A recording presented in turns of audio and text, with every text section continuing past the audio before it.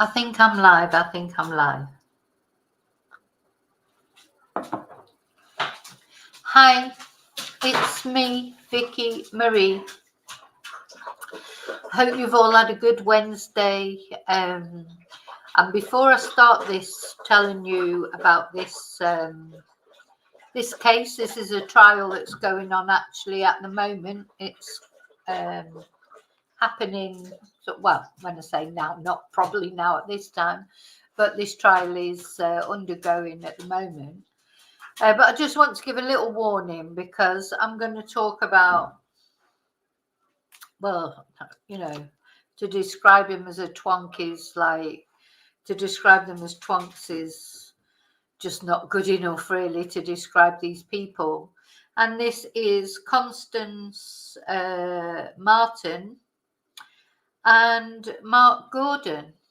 And I just want to warn you that this is quite, if you're of a sensitive nature, this is very sad, very, very sad. And I'd be very surprised if I get through it all without crying, because it's just unbelievable what these two did. And to be honest, they don't seem to be that sorry either. But anyway, we'll get into the story in a minute. So, yep, this is them. They are a couple. Constance Marten and Mark Gorden. I'll be telling you about them, who they are, what maybe.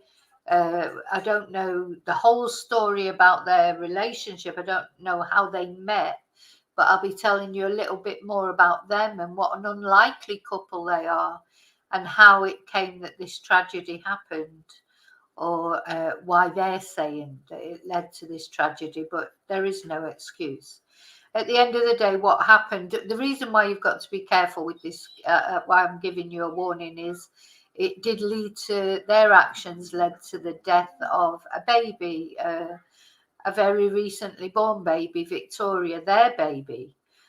And so it is, you know, it's quite brutal, it's quite sad. So I just want to tell you that now, a little warning. I mean, as you know, I don't go into gory details and things, but it still is very sad, whichever way you look at it. Okay, so let's say hello to everyone. I'm going to have to put something cheerful on at the end, aren't I? Some more wombats or kangaroos or, you know, just something funny, because we will need it by the end of this. So I'll just say hello to everyone. So hi, Irene. Hi, Rachel. Yeah, very evil human beings, isn't it? You just cannot understand what was in their mindset. Hi, Julie Dawn. Hi, David. Yeah, you don't know who they are, but they look pretty evil. Yeah, they proved to be evil. Anyway, we're going to have the story. Hi, Tina. Hi, Carla. Hi, Heather. Hi, Charlie. Oh, Charlie, you're not going to like this. So just be careful, because I know you're quite sensitive, so you're unaware of this case, right? Okay. Now, the reason that probably a lot of you are unaware of this case, even I think as this case was unfolding, it was at the same time that Nicola Bulley had gone missing, and all the search for Nicola Bulley was all over the news. And this was on the news. I remember it from then. But it wasn't as prevalent as, you know, the Nicola Bulley case was just everywhere, wasn't it? So this case did not get the attention that I think it would have got if it wasn't for the fact that the search for Nicola, etc., and everything that was going on there. So although this case was on the news, I think people didn't notice it the same, because for that very reason. So now, Constance and Mark, who, as I say, are a couple, they went missing on the 5th of January last year. They went missing, and they were missing until the 27th of February. So you can see most of that time was when Nicola Bulley also was missing. And there was all that high profile thing about finding her, etc. And it's very strange how they went missing. And I remember noticing it at the time. I remember seeing the case at the time. And I remember thinking, well, why are they on the run? Because it seemed like they were practically on the run. They disappeared from their car. Their car was found abandoned in Bolton in the north of England. Their car was found abandoned and there'd been an attempt to set it on fire. And then they went missing from then. And they were not found until the 27th of February. And on the 27th of February, they were found in Brighton. Hi, Amanda Jane. And Brighton is right the other end of England. So let's just have a look at, look. So they went missing in Bolton. You should be able to see that. Let me just check that you can, yeah. They went missing here in Bolton. Their car was found there. Oh, sorry, burnt out, not completely burnt because there was evidence found in the car. And they were found or arrested here in Brighton, which is right down the other end of the country. So in that time between the 5th of January and the 27th of February, they made their way somehow, because they had no car by then, with taxis, trains, I suppose, public transport. I don't know how they did it, but they made their way from Bolton to Brighton, and that's where they were finally arrested in Brighton on the 27th of February. And I want to say here, you know, we you know, there's always a bit of police bashing going on there, you know, about things.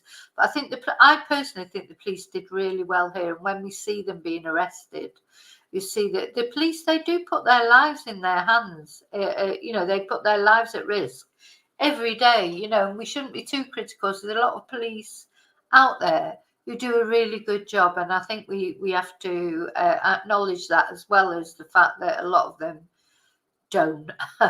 But you know, anyway, we'll see that as we go along. So let me tell you a little bit about this couple first of all. Now, Constance, they're a very unlikely couple because Constance, she comes from an aristocratic family. She has had the best of everything in her life. Money, we can see how this is Constance in happier times, you could say, in better times. Very attractive, aristocratic family that she was brought up in. And let me see, how old was Constance? So Constance was around about sort of late 30s, round about 36, when not necessarily when this photo was taken, when the incident happened. Whereas Mark Gorden, her partner, he was at least 10 years older than her. So there's an age difference there straight away. And it seems inexplicable how Constance got involved with Mark, because when you find out more about Mark, he already had a history. So there she is, again, very attractive. You can tell that's a lovely dress she's got on. They have 4 children, 4 other children, apart from the baby that they had with because when the car was found burnt out, the police found evidence in there that Constance had just given birth, because they found a placenta in a bag, you know, in a carrier bag wrapped up, and they knew she was pregnant. That's why they were concerned about her, and they could see that she had actually given birth in the car. So they knew that they had a newborn baby with them as well. But they have other children. They have 4 other children, or is it 5? 4 or 5 other children that have all been taken into care. And as I go into the story, you will see why they were taken into care. And this is the reason that I wondered at the time, why were they on the run? I thought it might be to do with drugs or something like that. It was because they did not want that child to be taken into care also. They tried to keep it a secret to keep the pregnancy a secret, because they felt that they were going to lose that child as they'd lost the others. And in the end, unfortunately, they did lose that child, but in much more brutal circumstances. So there she is again. You know, you just wish you could think, why, what did you see in this guy? No, and then straight away it feels like I'm blaming the guy. At the end of the day, they both did what they did. Although the guy is older than her, so you're presuming that he had some influence over her. But she's her own person. She went along with everything. So this is them at some point when they were on the run, and we're going to look at some CCTV of when they were on the run. But you see, they were all bundled up. Now, don't forget, this was freezing cold weather, freezing cold. So, you know, they lived in a tent for a while. They tried to go to hotels and things because they had money. Constance has money. She has a trust fund. So there was no shortage of money.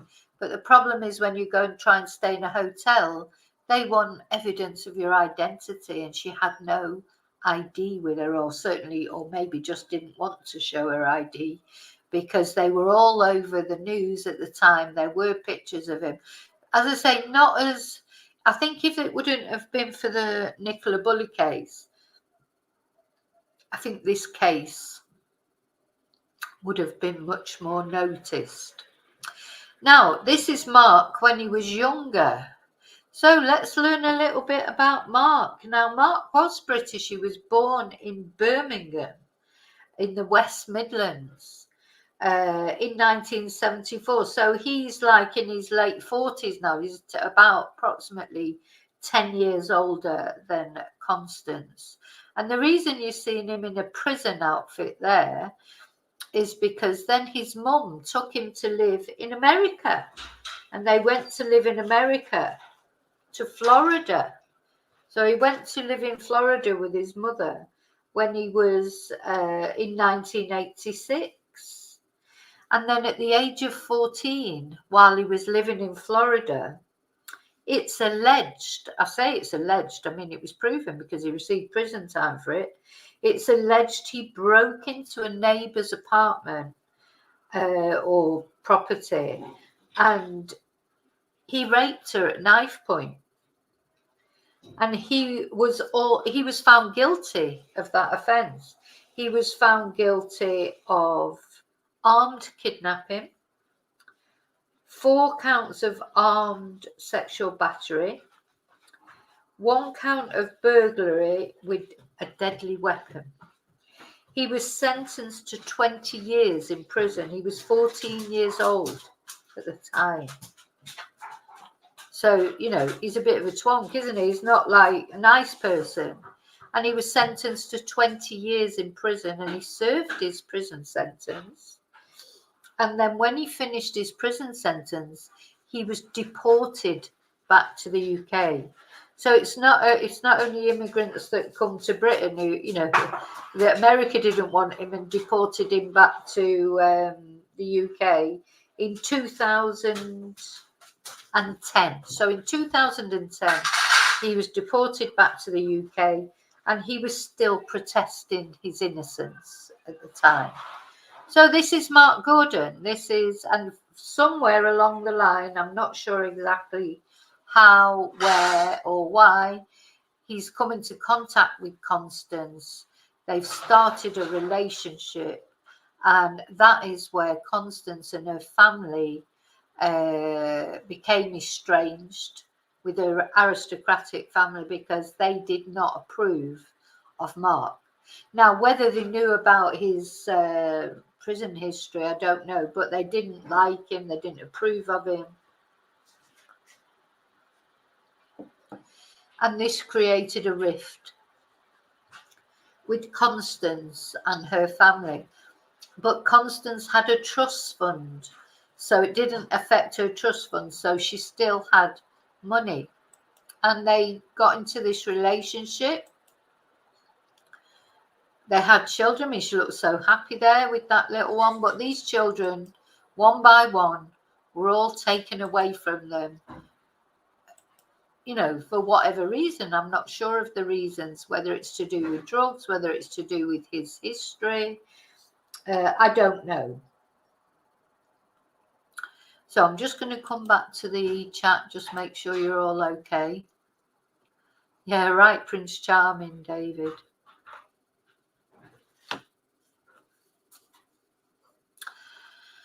Okay, so that's the story so far. So then so she got pregnant again. As I was saying, she tried to hide it from everyone because she didn't want that child taken away like the other children had been taken away. And something must have happened on the in the car on that day. You know, that the car that she must have given birth on the road, and the baby was called Victoria. They called the baby Victoria. Anyway, something must have happened to the car, because they then just dumped the car, attempted to set it on fire, and that's when the police found the car abandoned. They found the centre in the bag, and that's how they knew that Constance had literally just had a baby. So that's how they knew that. So that's why the police were. So that solved the mystery because I was thinking, why did they? I could never understand. I remember reading about it, seeing it on the news, and I remember just thinking, why are they on the run? You know, what is the reason that they're on the run? And little bits of CCTV were revealed bit by bit of them being seen in certain places, and we're going to see some of that in a moment. And yeah, I just thought, why are they, you know, why don't they just go to a hospital? Why don't they just, you know, what's the problem? And I didn't know, and now I know why. They didn't want the baby to be found. They didn't want to give the baby up, but they lost the baby anyway. So, okay, so what apparently it's turned out they did is a passing motorist, who he was lucky, I think, the motorist, because this guy, he's not a nice guy, is he? So he's lucky, really, to not have been attacked and had his car stolen. But anyway, they asked a passing motorist to take them to the nearest services. So after that, they went to Liverpool. After that, they went to Essex, and after that, they went to London, and after that, they went to Brighton. So it's unclear how they got all that distance. You know, we saw the distance. Let's have another look. We saw the distance of how far they travelled. You know, they've started off here, and somehow they've got down to Brighton without a car. So they've obviously taken taxis. I don't imagine they would have taken public transport. But of course, money was not an object. Also, they stayed in a tent. They had a tent at some point. They slept rough. They did try and stay in one hotel, but as I say, they were asked to leave because they had no ID, and they had to leave. Which, thinking about that now, is a shame, because maybe the baby would have survived if they would have been able to stay in the hotel for a bit. But anyway, the hotel wouldn't let them stay because they had no ID. Anyway, so 100 Met police officers. Let me just move on a bit. Yeah, these are some of the CCTV. This is one picture of Constance that was caught on CCTV. You can see she's got a great big something round her, because it was freezing. It was freezing, and she's probably got the baby under there. The baby was probably still alive then, but it's unclear really exactly. There's another picture of her all wrapped up again, possibly with the baby under her coat. That was some CCTV that came out. I don't know if I can make that bigger. Let me see. A little bit bigger, yeah. Let me make that one bigger. Yeah, so occasionally bits of CCTV would turn up, a bit like with the guy now who's the acid attack guy.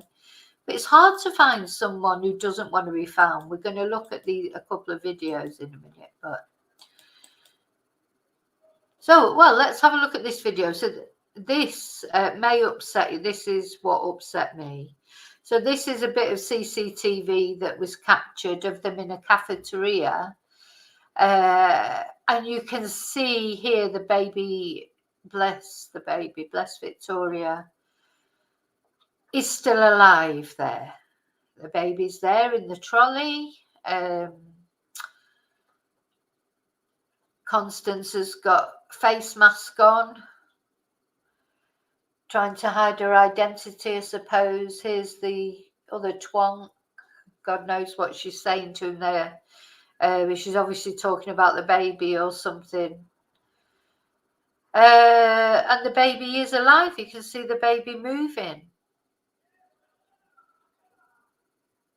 And another thing that's important to say, he is an absolute twonk, this guy, because on a lot of the pictures where you see it's Constance carrying all the stuff and he's not carrying anything. Constance is carrying everything. Oh, see that. This is, I got a little bit upset about this earlier when I was watching it, because that little mite deserved to be looked after.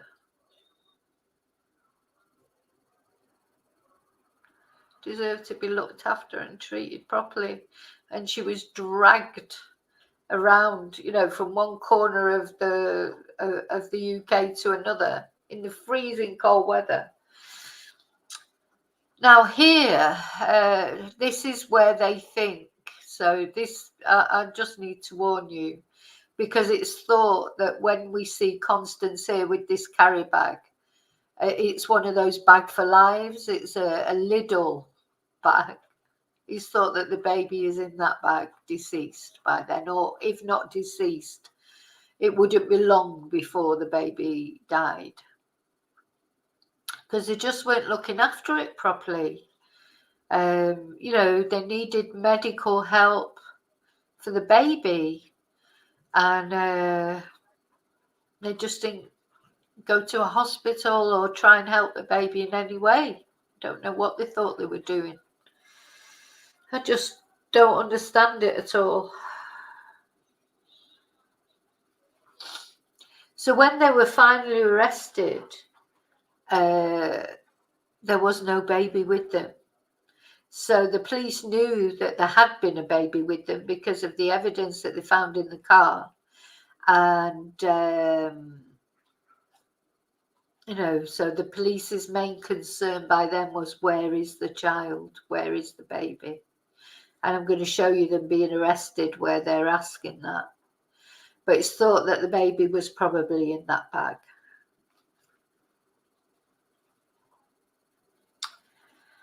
So, yeah, very sad. So they were being looked for, as I say, by 100 metropolitan officers, the National Crime Agency, and yeah, it was just awful. They were looking for them for a long time.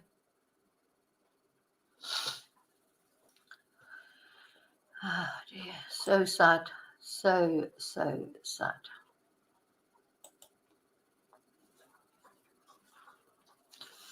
Hi, Susan. Yeah, it looks like the baby was, yeah, just in a baby grow, and they're wrapped up in God knows what.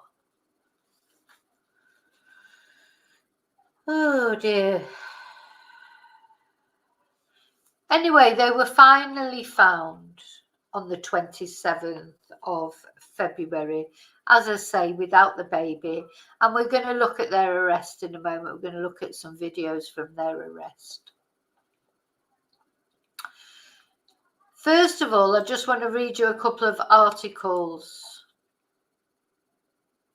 I just stop that for now. Again, just be careful.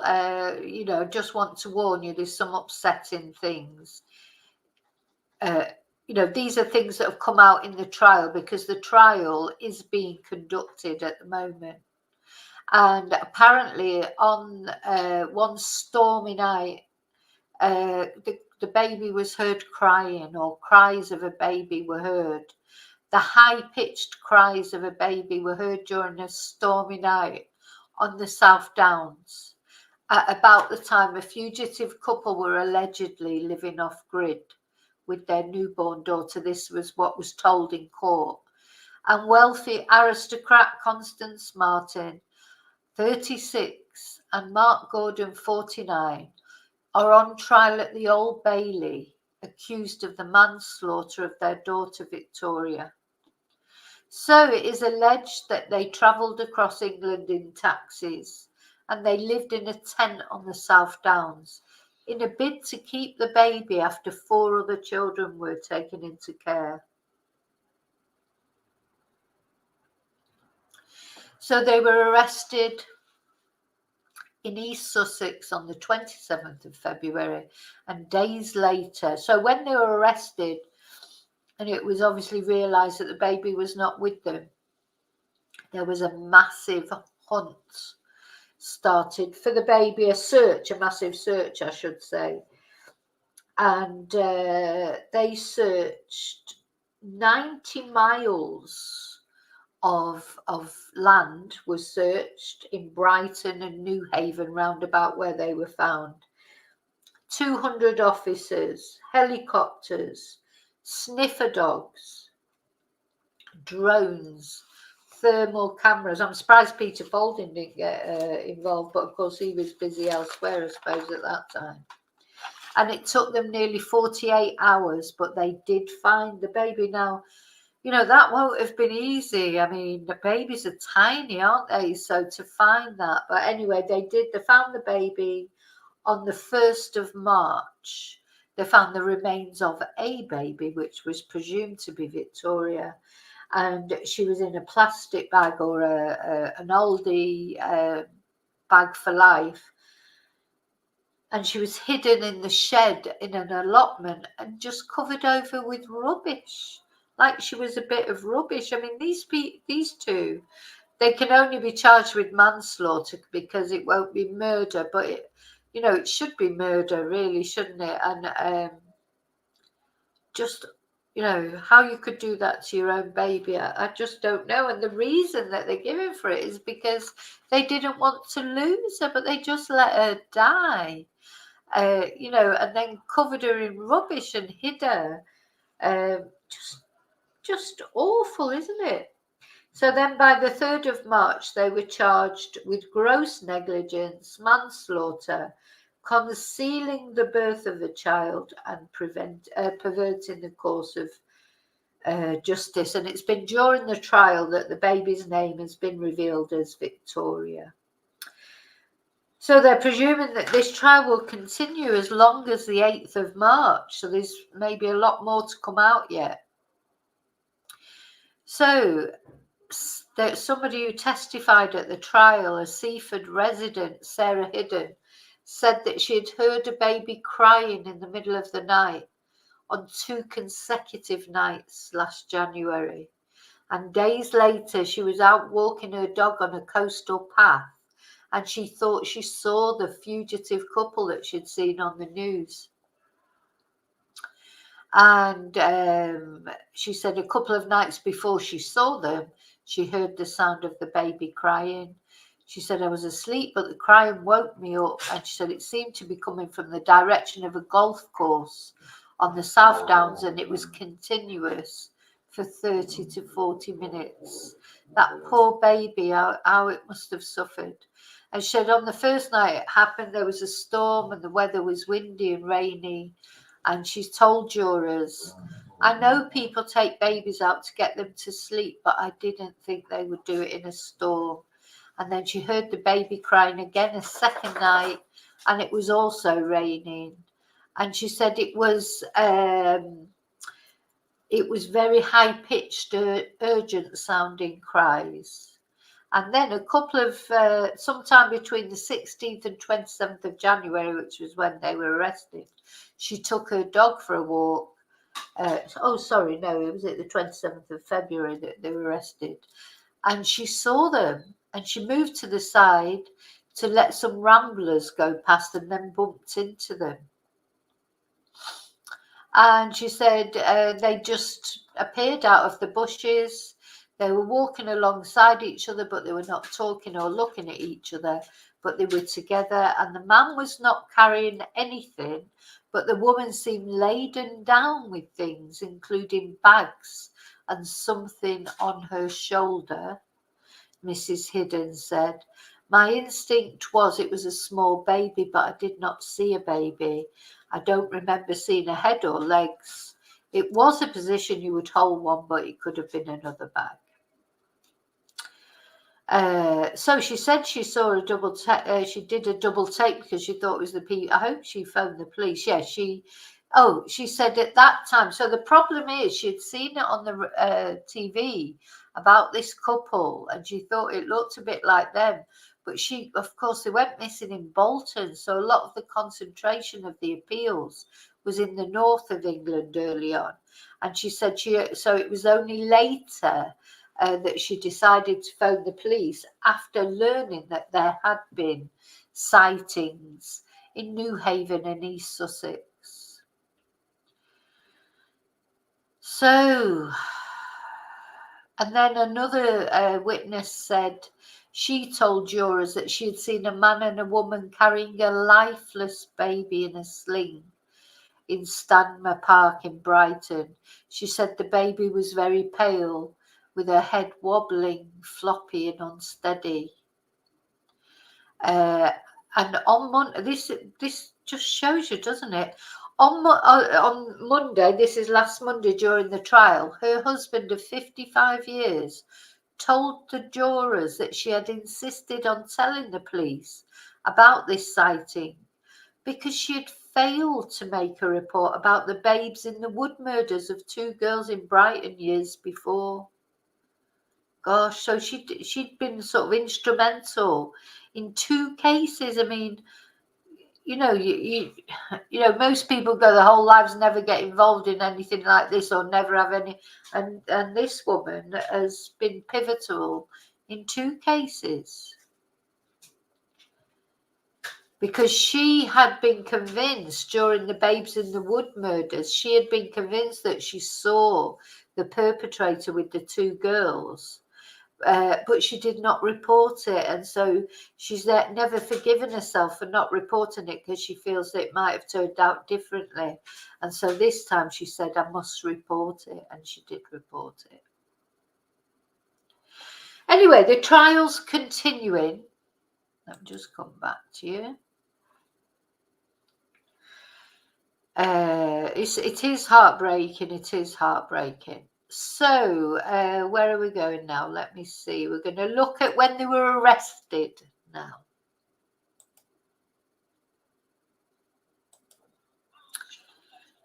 So, oh, sorry. Oh, why is it doing that? Anyway, we're gonna look at when they're arrested. So it starts off they're talking to Constance.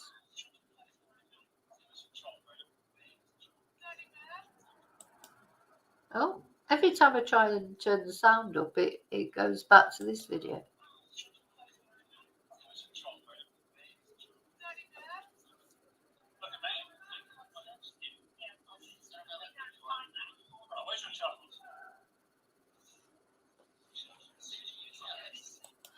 So she says nothing. Obviously his concern is, where's your child? You'll hear that a lot through this when they arrest them. The police just want to know, where is the child? Their concern, of course, is the child.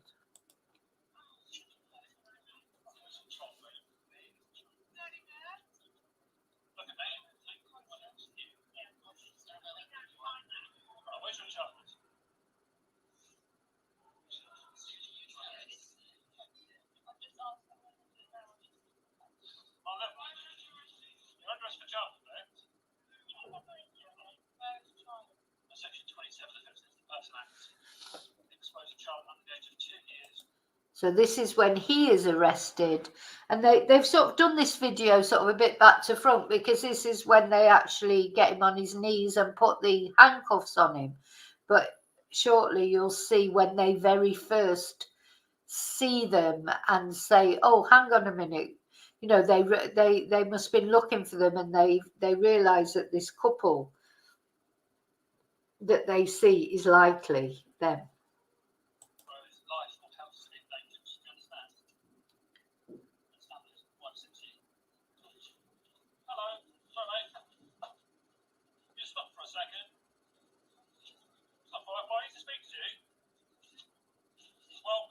I think you may have been in national news.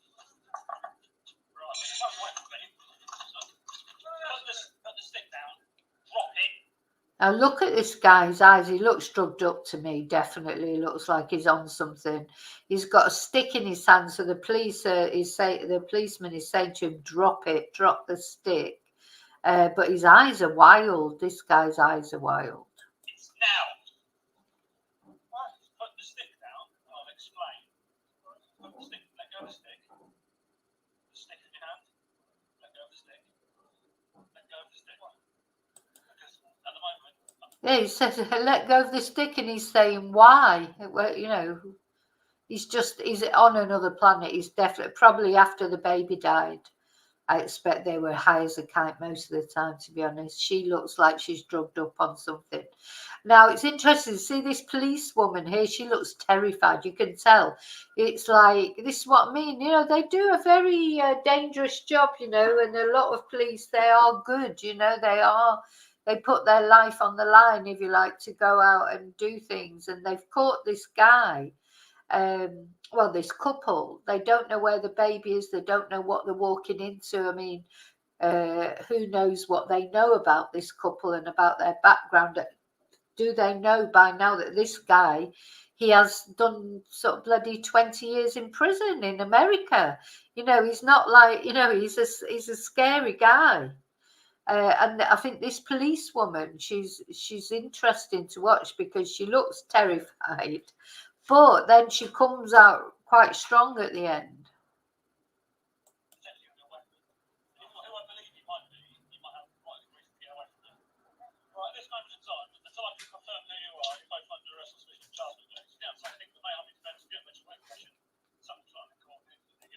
And look at her face now, because he just, as this policeman's talking to him, he just gets a can of drink out of his pocket, opens the can of drink and starts drinking it. She can't believe it. You can tell by her face, she just can't believe what he's doing.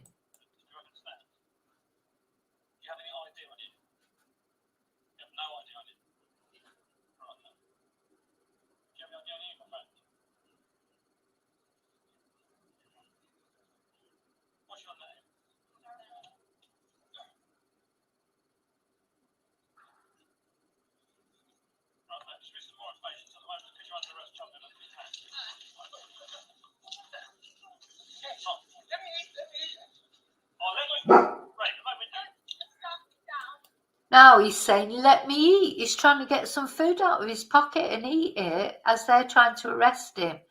Now, as I said, I do feel for them because they've got to do everything by the book as well.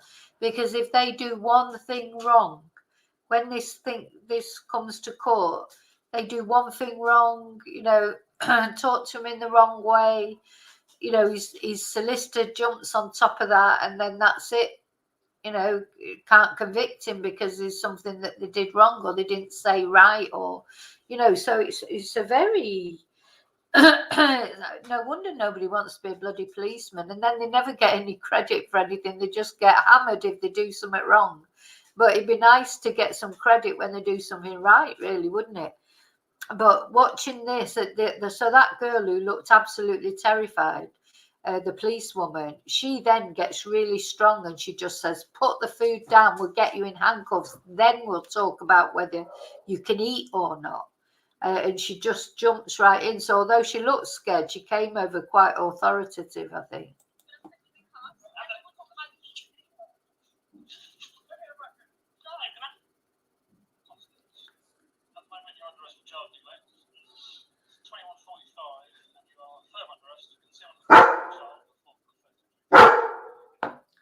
Stop it.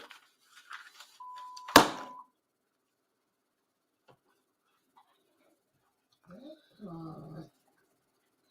under arrest for concealment of birth of a child. Alright. Section 27 of the Defence Against Person Act expose a child under the age of 2 years, whereas by life or health is dangerous.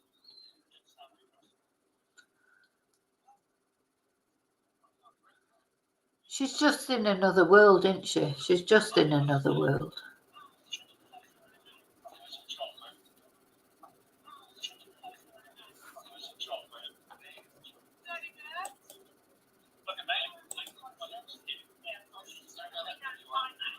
Where's your child?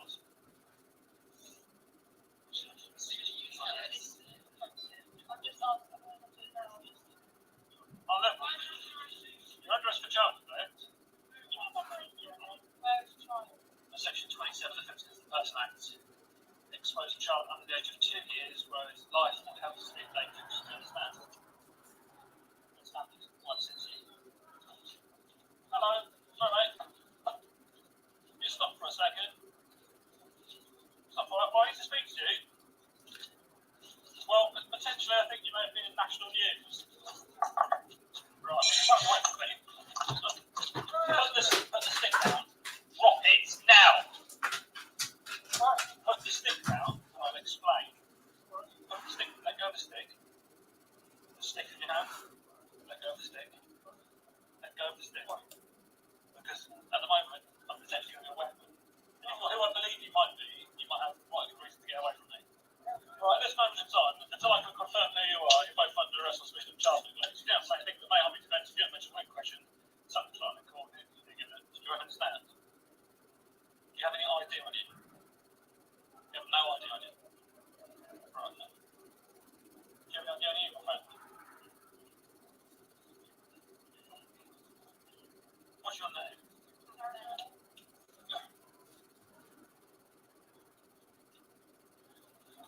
Right, mate, just read some more information. So at the moment, because you're under arrest, child neglect.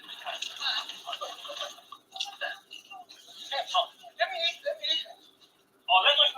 Right, at the moment. Let's start down. We're going to put you in cuffs, and then we'll talk about the issue. Constance. At the moment, you're under arrest for child neglect. It's 21:45, and you are further under arrest for concealment of the birth of a child before the 33.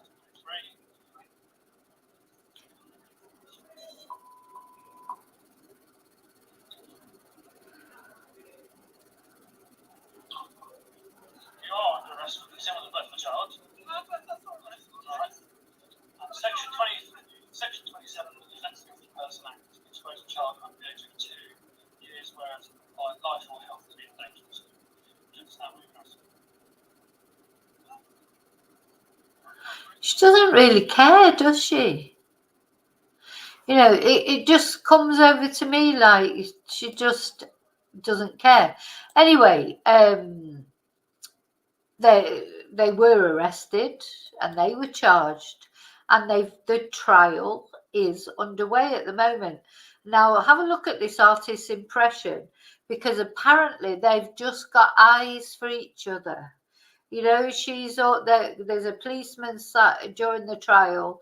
There's a policeman sat in between them, but they're whispering things to each other and talking to. They're only interested in each other. They're not really taking much notice of what's going on in the trial or whatever. But you know what? They better make the most of it, because they're never going to see each other again after this. They're never going to see each other again, because surely they're going to be found guilty. I can't imagine that they're not going to be found guilty. Having said that, it's manslaughter, it's not murder. So I don't know what sort of sentence they're going to get for this. I just don't know. Whether he'll probably get a longer sentence because he's got previous convictions, even though they were in America. Well, I just don't know. I don't know how the actual law works in those cases. So let's presume that they are going to be found guilty of manslaughter and, you know, concealment of a corpse and all those sort of things, and endangerment of a child under 10, wasn't it, or something like that.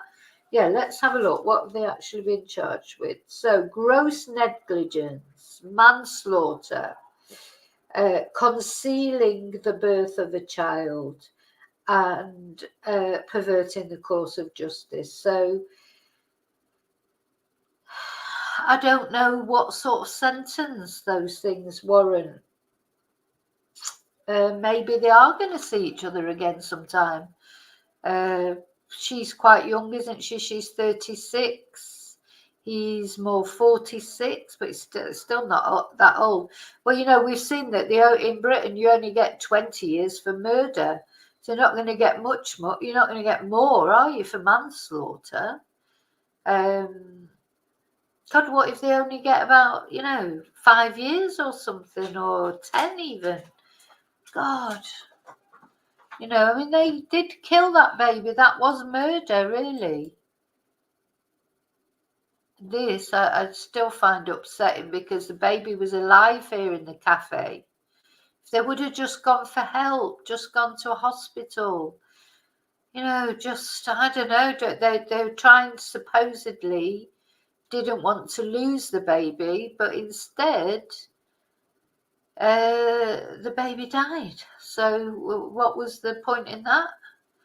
So you let it die because you don't want to lose it. And when are they going to see their other children now? So the other children that they've got, which is 4 or 5, I'm not sure if it's 4 or 5, I've got it written down somewhere. They're all in care, their other children. So there'll be a reason for that. It's got to be either to do with drugs, maybe, or maybe it's because of his background. Why are the other children in care? What's the reason for that? So the other thing about this case is I just think, how did she get involved with this guy? Did she know that he'd been in prison for 20 years for sexual battery in Florida, etc.? Oh, that baby.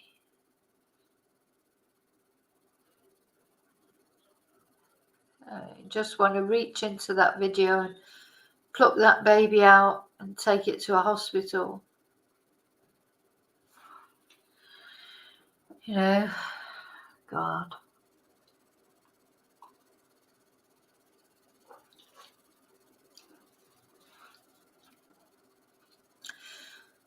How can people live inside these worlds? They're so in their bubble that they're not seeing that it's not right. Is that baby in that carrier bag then deceased? Dear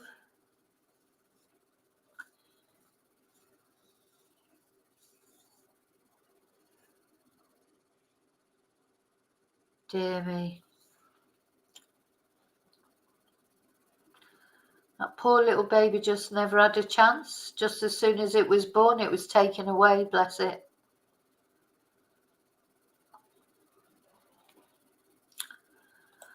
It's crazy, isn't it? It's crazy.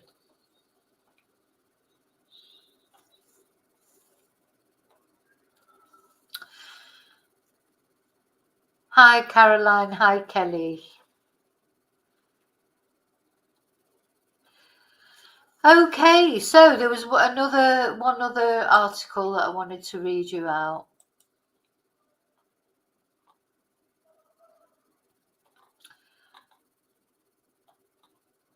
So I want to tell you about when they did book into a hospital.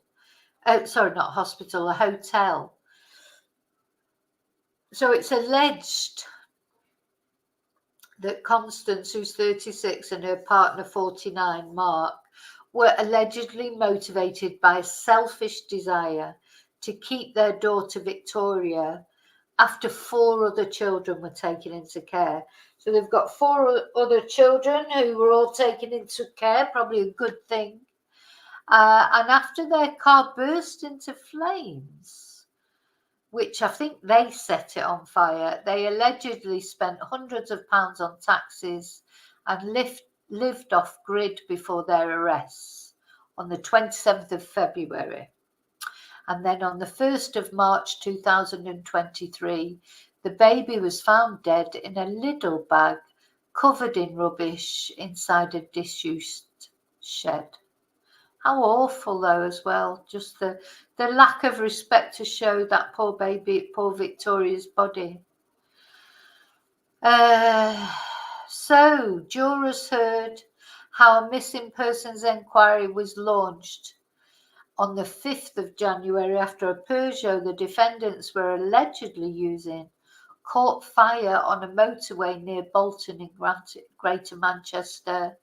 A placenta and items belonging to Marten were found in the burnt-out vehicle on the M61, and a woman was seen climbing over the motorway barrier. So it was literally set on fire, the car. Anyway, a local resident who gave the couple a lift into Bolton town centre that evening described the baby as being wrapped in a blanket. So it'd literally just been born then. Jurors were shown CCTV footage of the couple walking into Bolton bus interchange. Oh, so they did get a bus with the baby allegedly underneath Marten's coat. Oh no, they got a taxi. They took a taxi to Liverpool for around £80 before taking another cab some 240 miles. Well, that will have cost quite a lot of money, arriving in Harrowing in Essex in the early hours of January the 6th. And cab driver Ali Yahya told jurors how a man and a woman had flagged him down on the Edge Lane in Liverpool. He said the woman was shivering and she asked for him to turn the heating on before giving their destination in Essex. He told the jurors, I said to them, it's a long journey. We go to Heathrow Airport from London for £500, but it's a quiet night. I can go there if you want for £400. So the prosecutor asked him, what did you notice about the lady? And he said he saw there was a baby inside the woman's jacket, dressed only in a nappy. So this baby's literally just been born and it's just dressed in a nappy. Hey. He offered the use of the car seat, a car seat for the child, but she declined, saying that the baby was too small. And during the journey, the couple explained that their car had broken down and the woman breastfed the baby. And Mr. Yahya said he heard them arguing, with the woman saying, oh, he's not very helpful. So on cross-examining, John Femiola Casey suggested that the baby did not have clothes. Did have clothes and only had a nappy on when it was being changed. But Mr. Yahya, the taxi driver, said, I think the baby had no clothes. Jurors were told it had been a cold night and the man had not been able to calm the baby down as she was crying. And then it was in news stories a few days later that the taxi driver said he recognised the people he had taken in his taxi. So while they were en route to Harwich, Greater Manchester Police had identified them as the occupants of the broken down Peugeot from Marten's passport and other documents. They checked into the Harwich Premier Inn under the false name of Thomas, and Marten paid in cash at 3 a.m. Staff noticed she seemed quite distressed and she declined the use of a cot for the child strapped to her front under a blanket. She appeared drained. She spoke with a posh accent and looked like a character from the Disney film Brave, the court heard. That afternoon, the receptionist, Ray Robson, told jurors that Marten appeared stressed when she was told she would have to vacate her room because she did not have any identity documents. And giving evidence, Miss Robson said she asked to extend her stay for another night. She only had cash. Let me just put their picture up here. She only had cash go back to the picture of the two of them.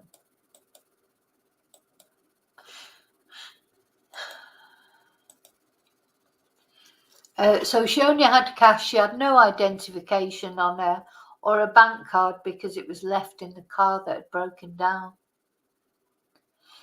How did she have all that cash? Anyway, if she didn't have a card, maybe she just didn't want to show the card because that would have a name on it. Anyway, me and my manager then knocked on the door to encourage them to leave. And after the couple came out, Miss Robson went into the room and noticed a smell like rotten flesh or an infected piercing, she said. So bear in mind, if she's given birth and the umbilical cord has not been cut properly, like sterilized. Anyway, the couple went into the restaurant next to the hotel and Marten carried the baby in her arms as she went into the toilets, the witness said. And the defendants of no fixed address deny manslaughter by gross negligence of the girl between January the 4th and February the 27th. They're also charged with perverting the course of justice, concealing the birth of a child, child cruelty, and causing or allowing the death of a child. Aye, aye, aye, aye. Just horrible, isn't it? Horrible, horrible. So apparently Constance met Mark in 2016. And the following year, so in 2017, that's when she had her first baby. She was pregnant and she attended a hospital and told staff she was living in a camper van nearby. But 3 months later, social services issued an alert because they were unable to locate Miss Marten and were concerned for her welfare and that of the unborn child. Then that winter, she presented at another hospital in the early stages of labour, speaking in a fake Irish accent and telling staff she was from a traveller family and had been brought up in a caravan. She gave birth under the assumed identity of Isabella O'Brien, and her true identity was only established later when social workers made the link with a national alert. It subsequently emerged that the couple had been living in a tent filled with black bin bags and bottles of urine. So this is why the child was taken off them. An interim care order was made, but the jury was told that in 2021 she was pregnant again. Social services arranged for her to have an urgent scan, but she disappeared and emailed them to say she was receiving private health care. After the child was born, Miss Marten left the family with nurses and discharged herself from hospital, resulting in a record of child abandonment. Oh, so she left the second baby at the hospital. Oh, and listen to this. So Constance later told social services she and Mr. Gorden were naturalists and they did not agree with any medical intervention with their child. So the jury was told that in January 2022, so that's a year before poor little Victoria was born, care and placement orders were made in respect of all 4 of the couple's children. And Mr. Little said it would have been apparent to the defendants any further children they had would also be taken from them by authorities. But despite that, in early 2021, she was pregnant again, but this time she hid it from family, friends and the authorities. And so they'd been travelling around for quite a while, all the time that poor little Victoria was that Constance was pregnant with poor little Victoria. They were travelling to avoid detection, moving around the country, travelling at night and using burner phones. And then that led to, poor Victoria being born on the M61 motorway. Anyway, Constance said that she considered using some petrol to carry out a cremation, and also revealed that she had intended to bury the placenta, telling people it was a religious thing because you can bury it and grow a tree from it. It's just something we do. Dear me. Surely they could have, found somewhere better to live than a tent in sub-zero temperatures. I mean, they're obviously not right in the head at the end of the day, but that poor baby, so innocent, so innocent. Hi, Bridget.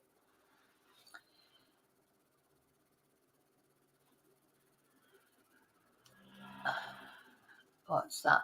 Hi, Melanie.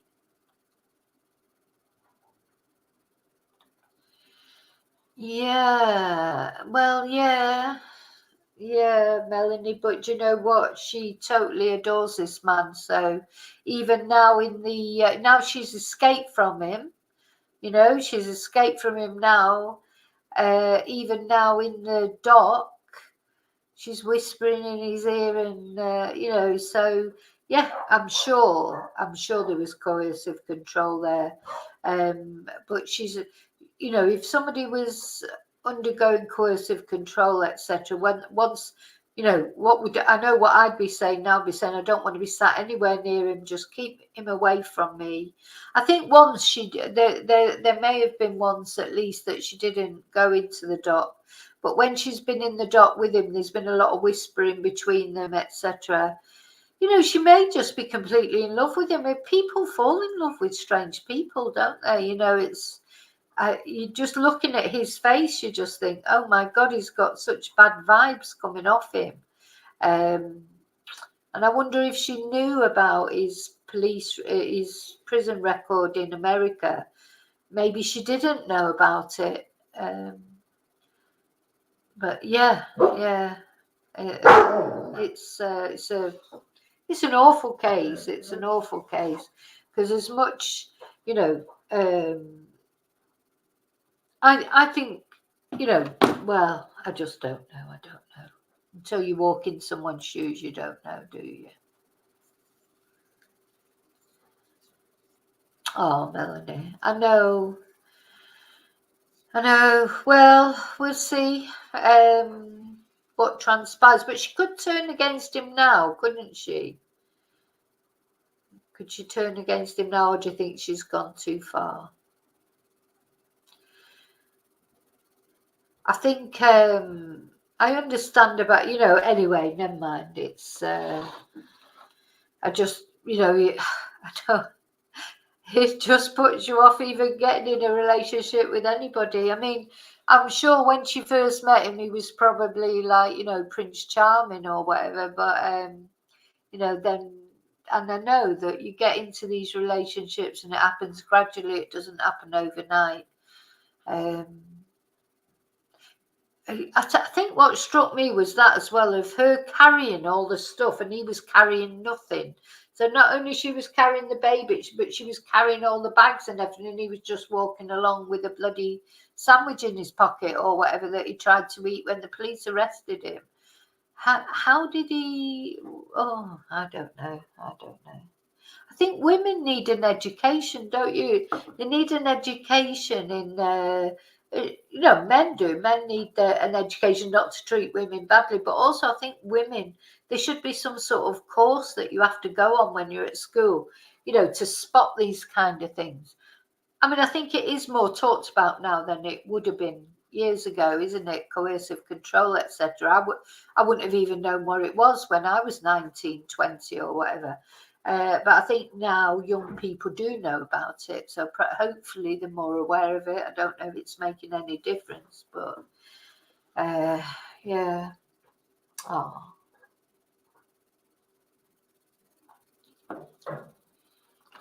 Well, it's very scary, isn't it, to leave? So that's where you're at the most risk as well, isn't it? when you make that decision to leave, you've got to find a way of doing it safely. You know, when I left my ex-partner, I was just lucky that I did have somewhere to go, and I was pregnant, but I didn't have any children. If you've already got children as well, where are you going to take your children? It's you who has to move out. It's you who has to change your whole complete life, because really, you don't want them to move out, because if they move out, you're never sure if they're going to come back or not. Whereas if you know, I was lucky that I could move somewhere. And not only that, he didn't know where I was. I had to move from place to place. I was just fortunate that I could do that. Not everybody can do that. Having said that, financially, Constance could have done it because she had money. She could have left in that sense. But,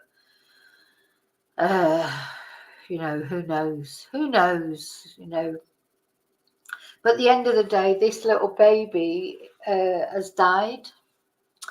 And I wonder what sort of sentence they're going to get for it. That's all.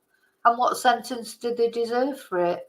I presume I don't know if they're being tried together or separately, you know. But, yeah. Very sad, very sad. Very sad all around. And he is the absolute twonk. So America didn't want him. So don't blame him. You know, so he went over to America. He did what he did in America. As soon as he finished his sentence, they sent him back to Britain. And unfortunately, that was not a good thing for Constance, because then he's come over. And yeah, sometimes people are attracted to bad boys, aren't they? And that, you know, and especially like aristocratic people. You know, he was probably so different from all the people that she'd been used to, that she'd been exposed to before. You know, and he'll have had a good story in the beginning. He'll have love bombed her, he'll have been all over her, he'll be all nice things, and you know, and then of course when they start to change, then it's too late, then you're stuck right in it, aren't you? So then it's hard to get out then.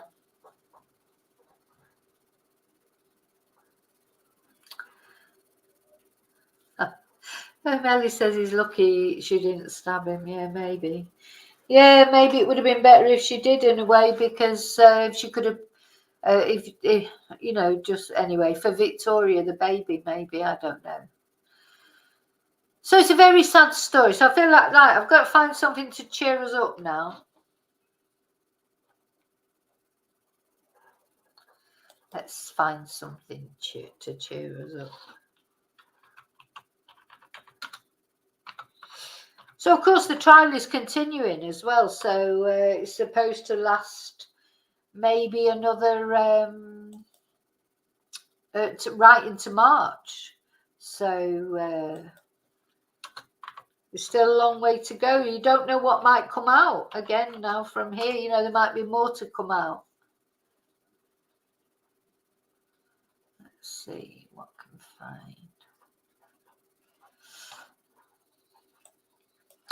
Oh, the trouble is I have to be careful, because they always try and come up with you with some bloody copyright. I was going to put some happy music on, but let's see. I think we should have a look at maybe the kangaroos, because we've not looked at them before. We've not looked at them for a while.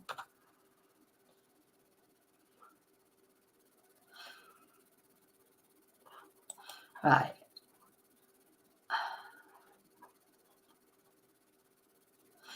Right, let's have a look at some silly videos of animals then. Let's have a look at Pang Pang the pug. Let's try and cheer us up before we finish.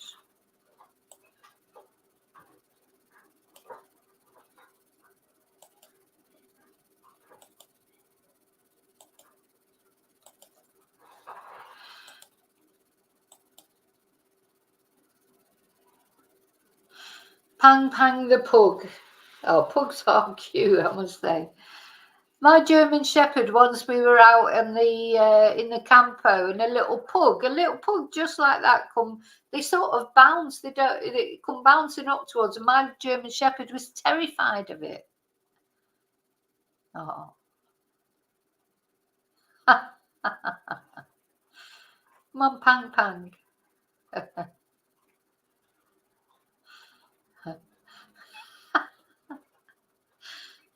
Oh dear, they are funny little creatures, aren't they? They're like something off, out of outer space.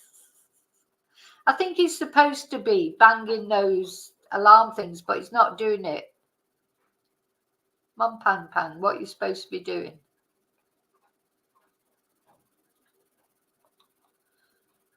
Oh, there you go, like his sweeties.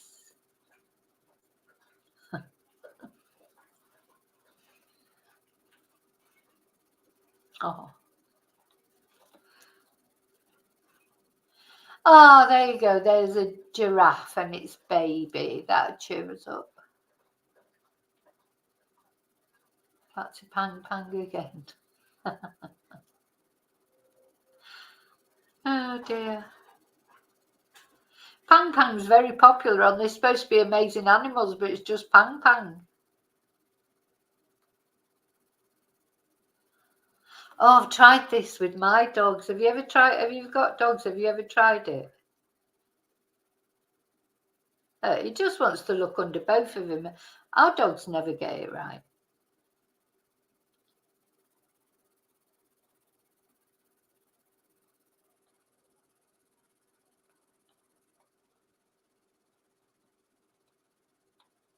Right, I'm trying to find a bit of a longer video that I can play.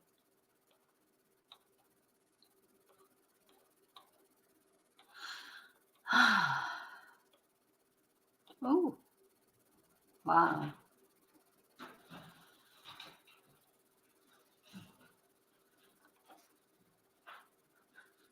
Oh, I like his little hat there, Pang Pang's little hat. It's a Christmas hat.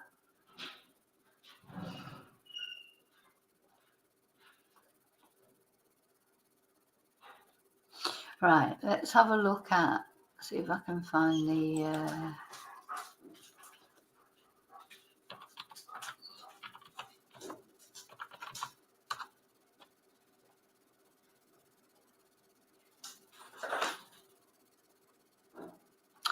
Let's have a look at the kangaroos. I do like the kangaroos.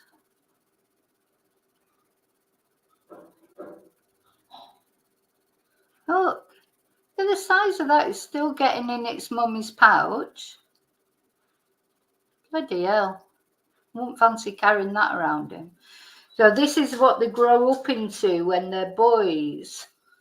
It's like, you can't believe when you see them little baby kangaroos that they grow into this. My God, it's like Mike Tyson on steroids. But they start off so cute. Let's have a look at that. Oh my God, size of it. Oh.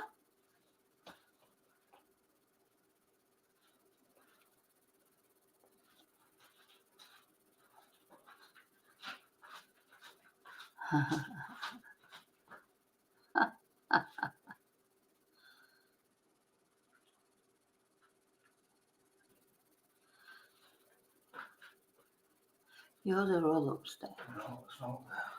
What is it looking for? Okay.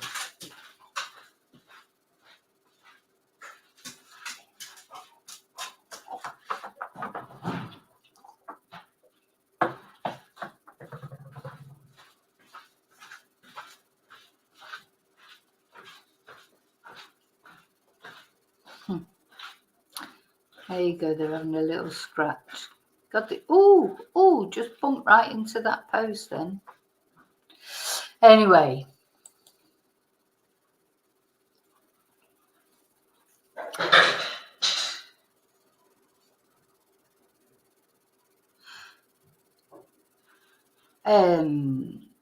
So hi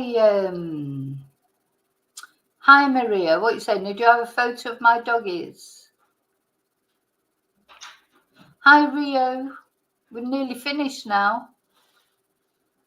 Yeah, let's see if I have got photos of the dogs. Let's have a look.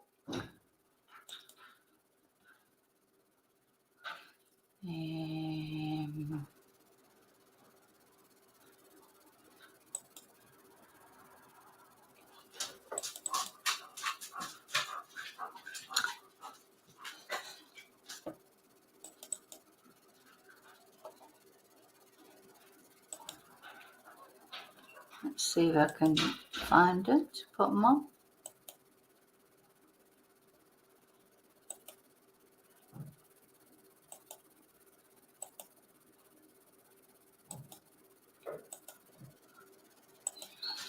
Now, this dog, this was my other, not the dogs that I've got now, this was Tigra. She used to like this sofa, and when it was cold, she would just hide right behind the cushions and you'd just see her feet sticking out. That was my little dog, Tigra. There's Riley.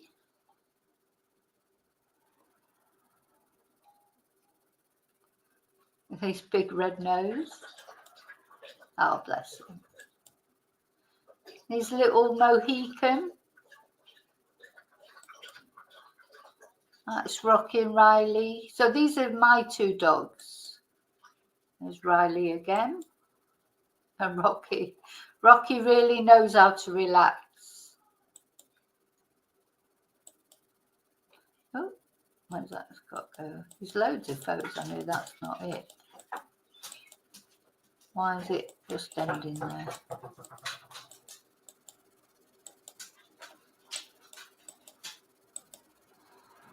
Oh. Oh.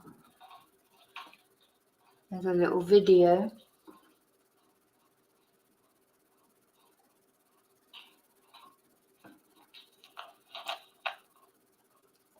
They've both got a chewy stick. They're a little bit younger there. That chewy stick's nearly as big as Rocky. See how Rocky always lies upside down when he's sleeping.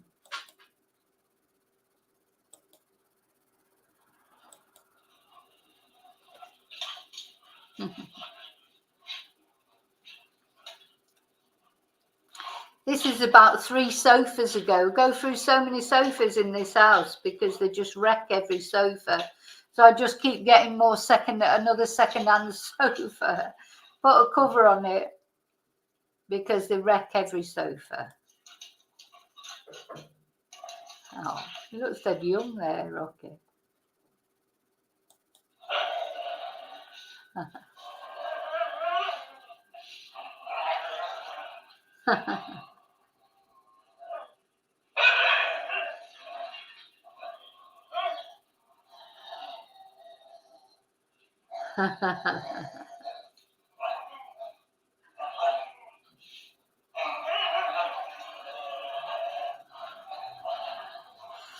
I tell you what, they're not. That's the noise that Riley makes when he. But they're not as skinny as that now either, because since COVID, they used to get such longer walks before COVID. And I've never quite got back into it, like the long walks again. So yeah, we could all do with doing more walks, I think. Oh.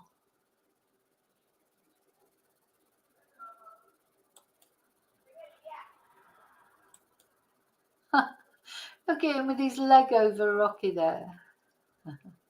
So sometimes they fight and other times they just love each other like that. Normally when it's cold, they like to cuddle up when it's cold. Keep each other warm. There they are, just keeping an eye on things.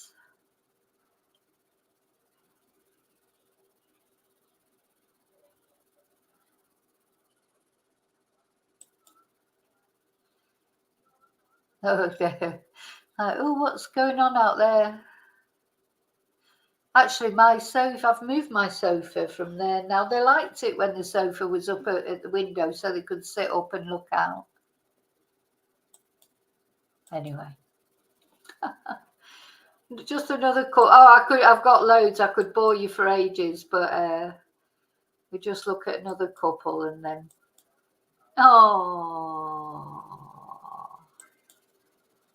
Oh, this was during COVID. This is when I was bored and I decided to dye his hair pink. So don't shout at me. I know I shouldn't have done it, but I just did because it was just total boredom one day. Just decided to dye his Mohican pink. Well, I didn't dye it. I just sprayed it. Anyway, he survived.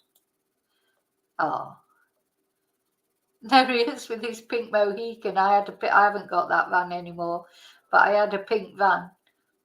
And he had the pink Mohican to go with the van.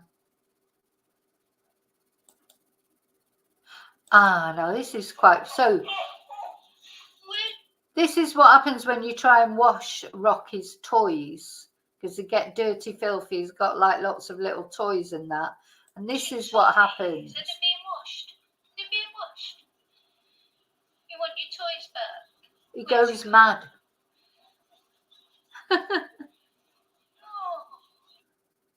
He's like, where's my toys? Where's my toys? Where's your toys? Are they being washed? They're being washed. I'm such a cruel dog owner. Where's he gone? Oh dear, I'm so cruel. So first of all, I'm dyeing my dog's hair pink, and then the other dog, I'm washing his toys, and he's there crying to get him. I'm so cruel. Okay. Oh, David, have you got Kelly with you there now? Yeah. I have, anyway, I'll tell you, because David, that photo you sent, I have blocked out the face on it. And maybe on the Valentine's Day I'll show it, but I'm going to clear it with you first. Okay, so yeah, bit of a sad story. Don't forget, talking of Valentine's Day, don't forget to send in your photos, etc. And I'll see you before then anyway. But tomorrow is Thursday, so it's Members Live. So we'll be doing the Members Live tomorrow. Thanks for being with me tonight. And as always, live and love very carefully, very wisely. I'll see you again very soon in the next video. And until then, may your God go with you. Bye.